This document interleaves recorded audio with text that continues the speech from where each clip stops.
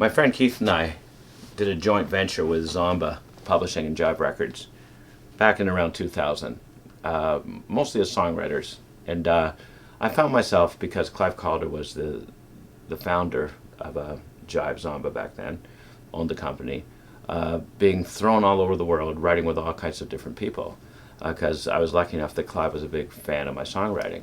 What I didn't realize that some of the artists that I was thrown around the world to work with didn't necessarily want to work with me.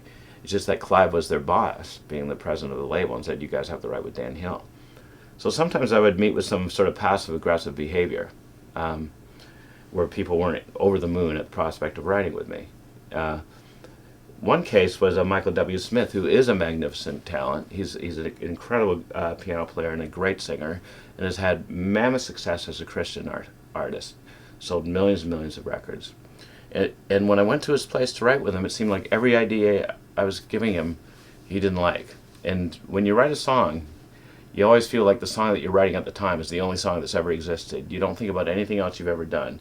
And you always have this kind of insecure paranoia that the writer's going to look at you and think, he's not that good. He's been faking it all this time, or he's been writing on the talents of his other co-writers. And I could feel myself feeling smaller and smaller and smaller as I kept striking out with song idea after song idea. Finally, we decided the best way to write, Michael W. Smith and myself, was for Michael to give me various pieces of music to which I would take home and I would try to write lyrics to on my own.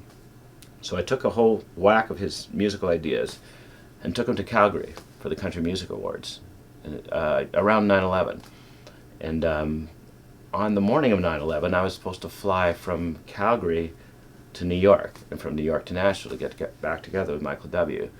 And when those two planes went into the towers, my wife thought I was on one of those planes because I was scheduled to fly to New York that morning. It took my wife a while to find me. My son was so upset, thinking that I had perished on one of those planes, that he was taken out of school. My family finally reached me, realized I was okay.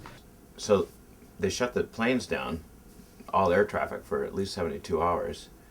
So I had 72 hours all by myself in Calgary to think about the horror of the events that happened leading up to, during, and after 9/11. Why did it happen?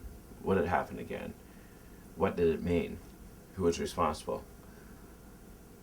And then I sat down and wrote the lyrics to The Human Spark. And that was the song that really resonated with Michael W. Smith and with Zomba Records, and Michael W. cut it on his Healing Rain album.